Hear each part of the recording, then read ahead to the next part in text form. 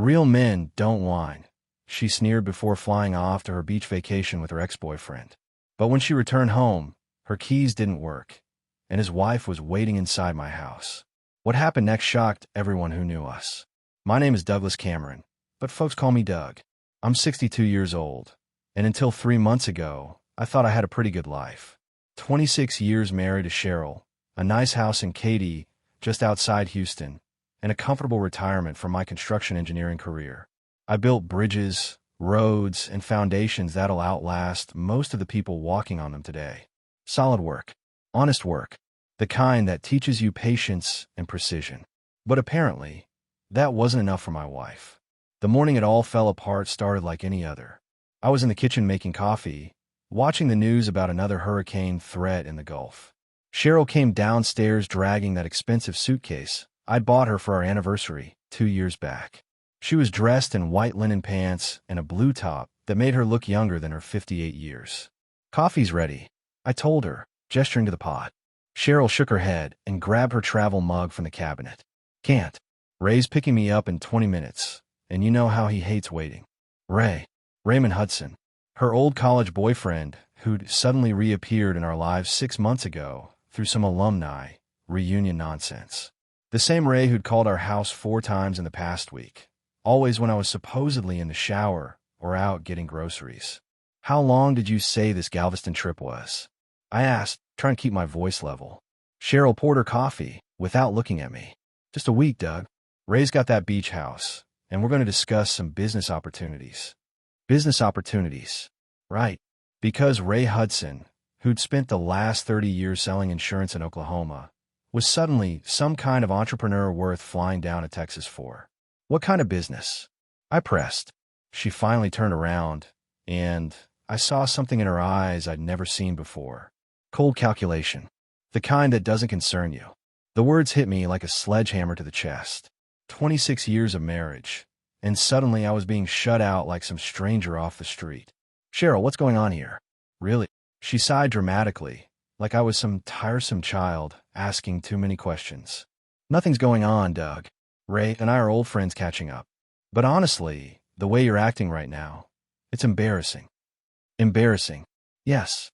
Real men don't whine about their wives spending time with friends. They trust their partners and handle things with dignity. Real men don't whine." The phrase would echo in my head for days afterward, but in that moment, it just felt like another slap across the face. A car honked outside. Cheryl grabbed her suitcase and headed for the door without so much as a goodbye kiss. "I'll call when I get there," she said, but her voice was already distant, distracted. The door slammed shut, and I was left standing in my kitchen, coffee growing cold in my hand, watching my wife of 26 years drive away with another man. That's when something shifted inside me. Not anger, exactly. More like clarity. The kind that comes when you finally stop making excuses and start seeing things as they really are. I set down my coffee and walked to the window. Watched Ray's silver BMW disappear down the street. Then I went upstairs to my office and opened the safe I'd installed 5 years ago. Time to find out just how much my wife thought I didn't know. The safe opened with a quiet click that sounded like the start of something I couldn't take back. Inside, 26 years of marriage lay organized in neat folders. Insurance policies, property deeds, bank statements, and that prenup Cheryl had insisted on back in '97. She'd said it was just to protect us both, but sitting there in my office chair, I wondered who she'd really been planning to protect. I pulled out our joint account statements first. 3 months of transactions, and there it was, a pattern I'd been too trusting to notice. Hotel charges in Oklahoma City. Restaurant bills for 2. Gas station receipts along the interstate between Houston and Tulsa. All dating back to when Ray first reached out through that alumni website. But the real eye-opener was the separate account. Cheryl thought she'd been clever, opening it under a maiden name at a different bank. Problem was, she'd used our home address, and I still handled all the mail. I'd seen the statements, just never thought to open them. Trust, they call it. Stupidity might be more accurate. Citizens Bank. Account holder, Cheryl Mitchell. Balance, $47,000. I sat back in my chair, feeling like I'd been sucker punched. $47,000 she'd been socking away while telling me we needed to watch her spending. Money that came from where? I cross-referenced the deposits with our joint account withdrawals. Every month for the past year, she'd been transferring $2,000 into her secret account. Small enough amounts that I hadn't noticed, but big enough to build a nice little nest egg. Escape money, some people call it. My phone buzzed. Text message from Cheryl. Made it safe. Hotel is beautiful. Having dinner with Ray to discuss business. Don't wait up. I stared at the message for a long moment, then opened Google Maps. Searched for Ray Hudson in Broken Arrow, Oklahoma. Found his address easy enough. Public records are a wonderful thing when you know how to look. But it was the next search that really got my attention. Ray Hudson property records. Turns out old Ray owned more than just his primary residence. He had a beach house in Galveston, all right. Bought it 2 years ago, right around the time he started sniffing around our marriage. I leaned back and studied the financial trail spread across my desk. Ray buys a beach house. Ray reconnects with Cheryl through social media. Cheryl starts secretly saving money. Ray invites Cheryl for a business discussion at said beach house. Even a construction engineer could connect those dots. But I needed more than suspicion. I needed proof solid enough to stand up in court, because that prenup had some interesting clauses about infidelity. Cheryl had insisted on those terms, said it would keep us both honest. Funny how that was about to work out. I opened my laptop and created a new folder, Project Foundation. Every good construction job starts with a solid foundation, and I was about to build the strongest case possible. First stop, hiring a private investigator. Second stop, talking to a lawyer about those prenup clauses Cheryl had been so keen on. She wanted to play games with a man who'd spent 4 decades building things to last. Time to show her what real construction looked like. The Office of Blackstone Investigations sat in a strip mall between a dry cleaner and a tax preparation service. Not exactly what you'd expect for a high-end private detective agency, but Jake Morrison had come highly recommended by my lawyer buddy Pete. Sometimes the best work happens in the most unassuming places. Morrison was a stocky guy in his 50s, former Dallas PD, with 20 years under his belt before going private. He listened to my story without interruption, taking notes on a yellow legal pad like some old-school cop. "Doug Cameron," he said when I finished. "You want surveillance on your wife and this Ray Hudson character?" "I want proof," I told him. "Something that'll hold up in court, if it comes to that." Morrison nodded and quoted me his rates. Not cheap, but then again, neither was divorce court without proper documentation. "I'll need photos of both subjects, their vehicle descriptions, and the Galveston address," Morrison said. "How long they staying down there?" 7 days. "That's plenty of time. I'll drive down tomorrow, set up shop, and document everything. Photos, video, credit card receipts if I can manage it." He leaned back in his chair. "Fair warning, though. Sometimes clients don't like what they find out." "I'm past caring about what I want to hear," I said. "I just want to know the truth." The handshake felt solid. Professional. Morrison wasn't some Hollywood detective with fancy gadgets. He was a working man who understood that sometimes life kicked you in the teeth, and you had to kick back. On the drive home, I made another call. Dr. Eleanor West had been recommended by Pete's wife as someone who specialized in what she called strategic communication. Sounded like fancy talk for learning how to handle difficult conversations, but I figured I'd need all the help I could get when Cheryl came home. Drive West's office was in a medical plaza near the Galleria, all glass and steel like something out of a magazine. She was younger than I'd expected, maybe mid-40s, with the kind of confidence that came from dealing with people's problems all day. "Douglas," she said after I'd explained my situation, "what you're describing sounds like emotional manipulation. Your wife is using guilt and shame to control your responses to her behavior. So what do I do about it?" "You stop playing by her rules," Drive West said. "When someone accuses you of being paranoid or controlling, they're trying to make you doubt your own perceptions. The key is staying calm and factual." She gave me some techniques, how to redirect conversations, how to avoid getting pulled into emotional arguments, how to maintain control when someone's trying to gaslight you. "Remember," Drive West said as I left, "you can't control her actions, but you can absolutely control your reactions." Driving home, I felt something I hadn't experienced in months: confidence. Not the false bravado that comes from anger, but the quiet strength that comes from having a plan. Morrison would get me the evidence. Drive West would help me handle the confrontation. And then we'd see who really understood what it meant to be a real man. 3 days into Cheryl's business trip, Morrison called with his first report. I was in the garage organizing my tools when the phone rang. Doug, it's Jake. Got some interesting developments down here in Galveston. Let me have it. Your wife and Hudson are definitely more than friends. I've got photos of them at 3 different restaurants, holding hands, kissing, the whole 9 yards. Morrison's voice was matter-of-fact, like he was reporting the weather. But here's the thing that might interest you more. Hudson's got company. Company. Young woman, maybe early 30s. Blonde, attractive. She's staying in the same beach house. Separate bedroom from what I can tell. Name's Megan Hudson. My brain started processing the information. Daughter. That's what I'm thinking. She showed up yesterday afternoon, drove down from Oklahoma in a Honda Civic. Here's the kicker, though. She doesn't seem too happy about Daddy's new girlfriend. Morrison continued. I was positioned across the street with a telephoto lens when they had what looked like a serious argument on the deck. Couldn't hear the words, but the body language was clear. This Megan girl is not a fan of your wife. You get photos of the argument. Better. I got video. Megan pointing fingers. Your wife looking defensive. Hudson trying to play peacemaker. The whole thing lasted about 20 minutes. I set down the wrench I'd been holding and leaned against my workbench. An unhappy daughter could be useful, especially if she had access to information about her father's activities. What's your read on the situation, Morrison? Hudson's playing both women, trying to keep everyone happy. But Megan's not buying it. She knows her dad's track record, and she's not impressed with his latest conquest. Can you approach her? Morrison was quiet for a moment. Risky. If she tells Daddy, the whole surveillance operation gets blown. But if she's as unhappy as she looks, she might be willing to talk. Your call.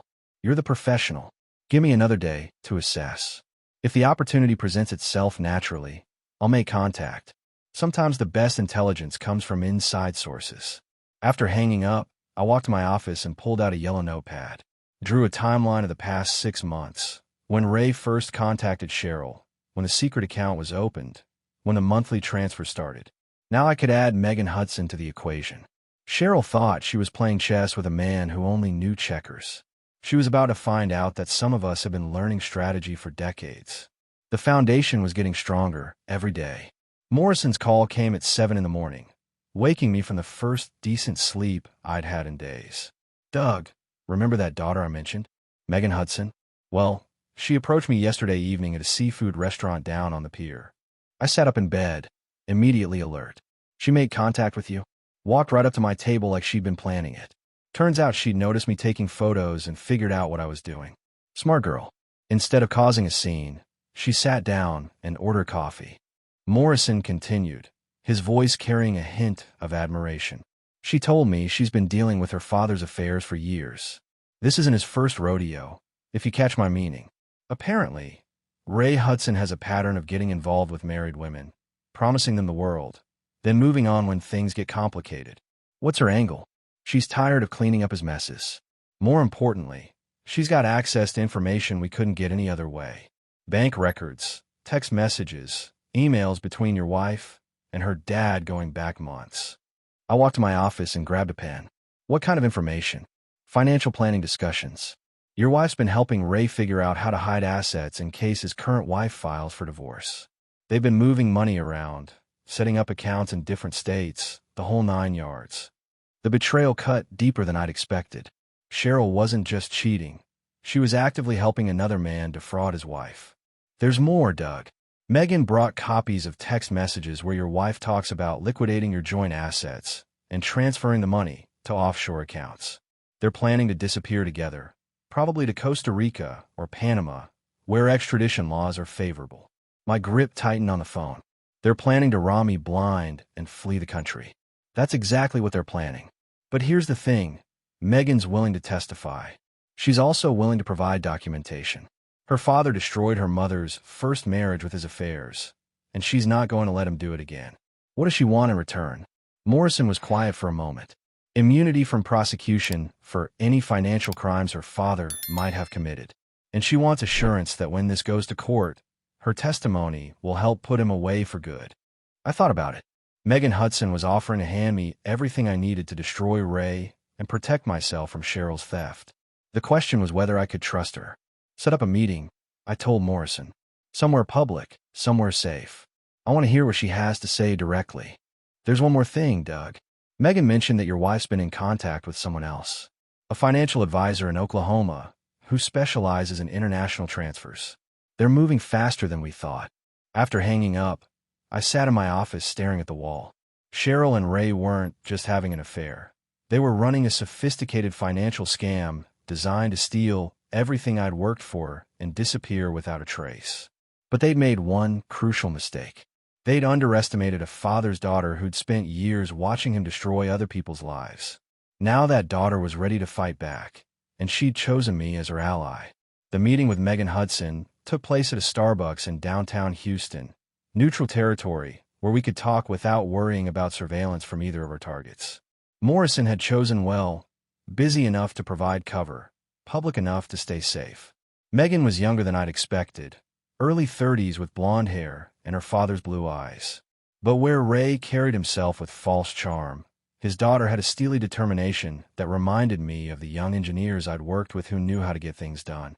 "Mr. Cameron," she said, extending her hand across the small table, "I want you to know I'm not doing this lightly. My father has caused a lot of pain over the years, but he's still my dad. I understand, but he's actively trying to steal my life savings." Megan nodded and pulled out a manila folder. "These are copies of everything I could gather. Bank statements, email printouts, text message screenshots. Your wife has been very thorough in her planning." I opened the folder and started reading. The first document was a series of emails between Cheryl and Ray discussing something called Project New Beginning. The subject matter made my blood run cold. Cheryl had been systematically documenting our assets, retirement accounts, property values, insurance policies. She'd even researched the value of my tools and equipment. Every dollar I'd earned in 40 years of work had been cataloged like inventory at an auction. "This email here," Megan said, pointing to a printout dated 2 weeks ago, "shows your wife discussing how to access your 401k without triggering early withdrawal penalties. She's been talking to someone at a firm called International Asset Management about rolling the funds into foreign accounts." The next document was worse. Ray had been coaching Cheryl on how to forge my signature on financial documents. They'd practiced on copies of bank forms, refining the technique until it looked authentic. "They were planning to clean out your accounts while you were at your brother's funeral next month," Megan said quietly. "Your wife told my father you'd be gone for 4 days, plenty of time to execute the transfers." I stared at the papers, feeling like I'd been punched in the stomach. My brother Tom's death had been sudden, unexpected. The funeral was still being planned, and Cheryl had already figured out how to use my grief as cover for theft. "There's one more thing," Megan said. She pulled out her phone and showed me a series of text messages. "They're not just planning to steal your money. They're planning to frame you for tax evasion by making it look like you were hiding assets offshore." The messages outlined a plan to make fraudulent transactions appear to come from my accounts, creating a paper trail that would make me look guilty of financial crimes while they disappeared with the money. "Why are you helping me?" I asked. Megan was quiet for a long moment. "Because I watched my father destroy my mother with his lies. Because I've seen what he does to families. And because your wife is helping him do it again." She stood up and gathered her purse. "Mr. Cameron, they're flying back tomorrow. You have maybe 24 hours before they start executing this plan. What do you suggest? Get to a lawyer. Get to your bank. And get ready to fight, because they're not going to give up easily." Patricia Hawkins spread the evidence across her conference table with practiced efficiency. 20 years of family law had taught her to recognize financial betrayal when she saw it. "Douglas," she said, "your wife's planned systematic theft. The prenup's infidelity clause voids her spousal support claims completely. What about those offshore accounts? Emergency asset protection orders. Every account freezes tomorrow morning. She won't access a penny without court approval." I signed each document methodically. Temporary restraining orders, asset protection, emergency motions preventing disposal of marital property. Based on these interstate transfers, the FBI might take interest, Hawkins continued. Wire fraud crosses federal jurisdiction. My phone buzzed. Cheryl's text. "Coming home tomorrow afternoon. Ray's driving me to Houston Airport. Miss you." The audacity was staggering. "She returns tomorrow," I told Hawkins. "Perfect. Restraining orders take effect tonight. The locksmith changes your house locks this evening. When she tries accessing joint accounts, she'll discover they're frozen." That evening, Morrison met me at a local diner. He'd been coordinating with Megan to ensure our evidence was bulletproof. Doug, we have video of your wife and Hudson at 3 Galveston banks. They attempted withdrawing $80,000 from your joint savings yesterday. Transaction declined due to daily limits. Morrison slid over a folder containing phone call transcripts. Cheryl discussing my routines, when I'd be away, how to access personal documents. She's planned this for months. Years, likely. Megan says her father's done this before. He targets financially stable men through their wives, convinces the wives to help steal everything. Morrison leaned forward. Tomorrow she walks into a trap she helped build. Every planned move is documented. Every contemplated crime becomes evidence. What happens next? You let her hang herself with words. House will be monitored, phones recorded. Every threat or admission becomes court evidence. I drove home to a house that no longer felt mine, but soon wouldn't be hers either. The foundation was set. Tomorrow, Cheryl would discover what real construction looked like. The sound of wheels on gravel announced Cheryl's return at 3:15 Tuesday afternoon. I watched from the living room window as the Uber driver helped her with luggage. She looked tanned, relaxed, completely unaware that her world was about to collapse. She tried her key first. Nothing. Tried again, jiggling the handle with growing frustration. Finally, she rang the doorbell like some unwelcome visitor. I waited 30 seconds before answering, letting her stew in confusion. Doug, she said when I opened the door. What's wrong with my key? Locked for change yesterday. I replied calmly. Security upgrade. Her smile faltered. Security upgrade? Since when do we need security upgrades? I stepped aside to let her in, noting how she hesitated at the threshold. The house felt different now. Emptier, colder. I'd removed most of her personal touches while she was gone. Where are my photos? She asked, noticing the bare mantelpiece. Safe storage, along with your other belongings. Cheryl set down her suitcase. Her vacation glow fading fast. Doug, what's going on? You're acting strange. Am I? Or am I just acting like a man who knows the truth? What truth? What are you talking about? I walked to my office and returned with a manila folder, set on the coffee table between us like evidence in a trial. Open it. Cheryl's hands shook slightly as she lifted the cover. The first document was a bank statement showing her secret Wells Fargo account. Her face went white. Where did you get this? Same place I got the rest of the evidence. Your little vacation with Ray wasn't as private as you thought. She flipped through the pages, transaction records, hotel receipts, photos of her and Ray together. Her breathing became shallow.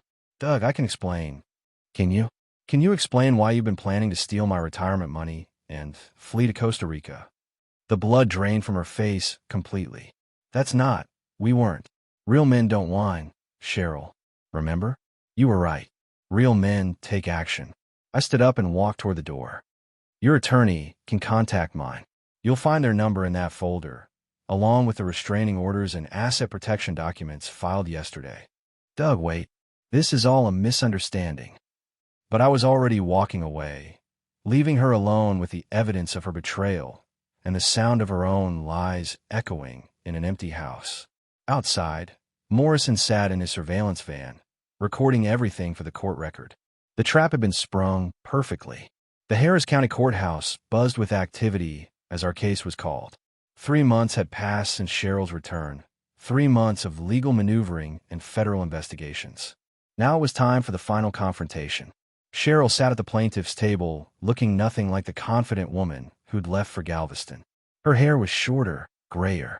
The designer clothes had been replaced with a simple black dress that screamed desperation rather than sophistication. Ray Hudson wasn't there. He'd been arrested 2 weeks earlier on federal wire fraud charges and was currently sitting in county lockup, unable to make bail. His business had collapsed when clients discovered their money was missing. Judge Patricia Williams reviewed the evidence methodically.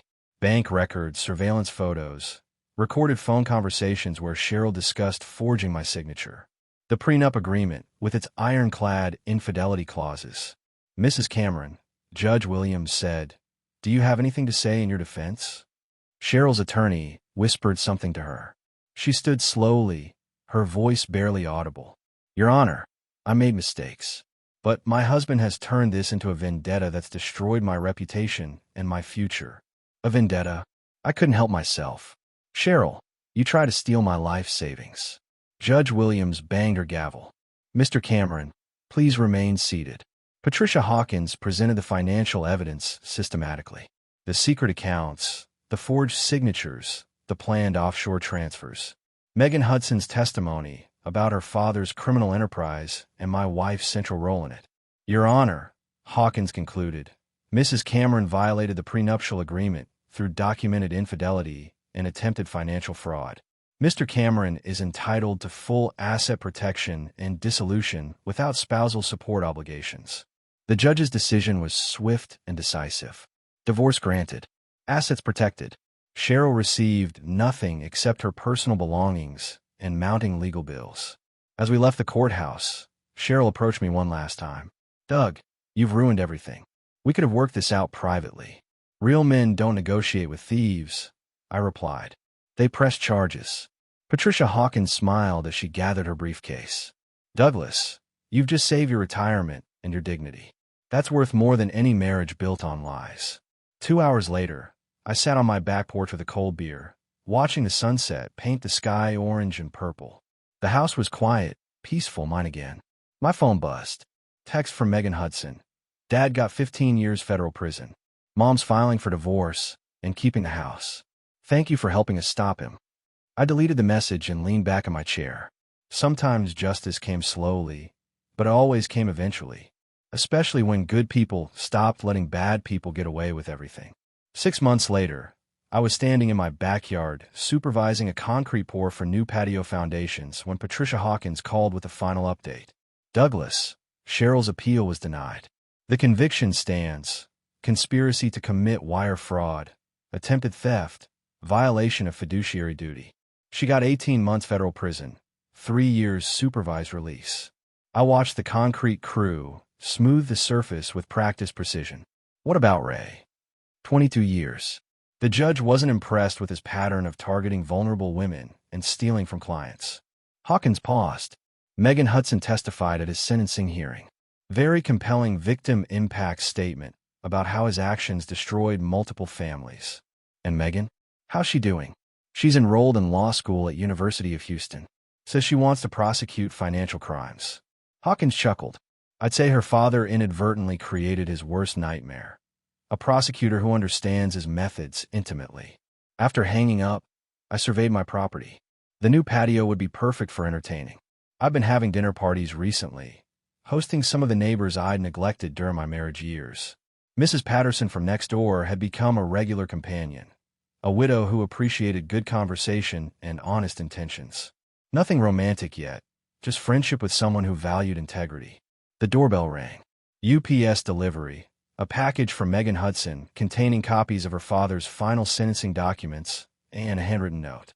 Mr. Cameron, it read, thank you for helping me save my mother and find justice for everyone Dad hurt.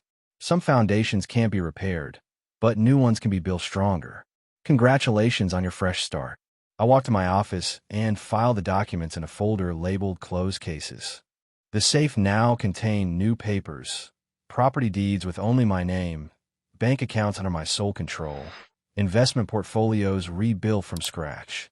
That evening, I sat on my new patio watching the sunset.